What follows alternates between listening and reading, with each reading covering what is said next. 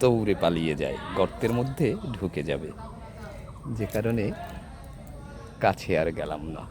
আর অনেক ইঁদুর যেমন মাটি তল থেকে বের করে আপনার একটা ডিপ মতো করে, ঠিক তেমনই হচ্ছে এই লাল কাঁকড়াগুলো হচ্ছে মাটি উঠে উঠে উঠে উঠে ওদের বাসস্থান তৈরি করে।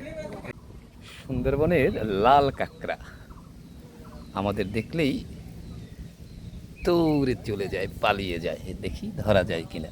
না, ধরা যায় না। পিছু পিছু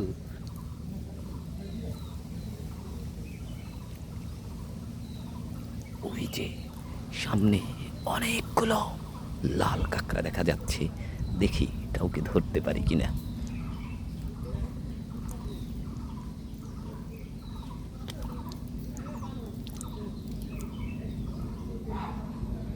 এই যে গর্তের মধ্যে ঢুকে যায়, যে কারণে ওদেরকে ধরা যায় না।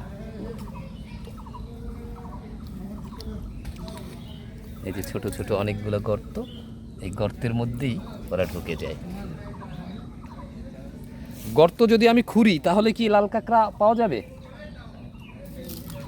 ভাই, এই গর্ত খুললে কি লাল কাঁকড়া পাওয়া যাবে? না, অনেক গর্ত। ও, অনেক গর্ত। এই গর্ত আসলে অনেক গভীর, যে কারণে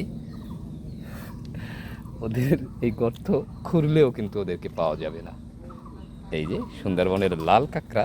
এই হচ্ছে সেই শুভ্র থেকে মাঝে কমে যাচ্ছিল না, হ্যাঁ। সেই নদীটা কিন্তু এখানে 200 ফিট বয়ে যাচ্ছে। ও, এই নদীতেই কিন্তু কুমির রয়েছে, একটি না, অনেকগুলো কমে যাচ্ছে।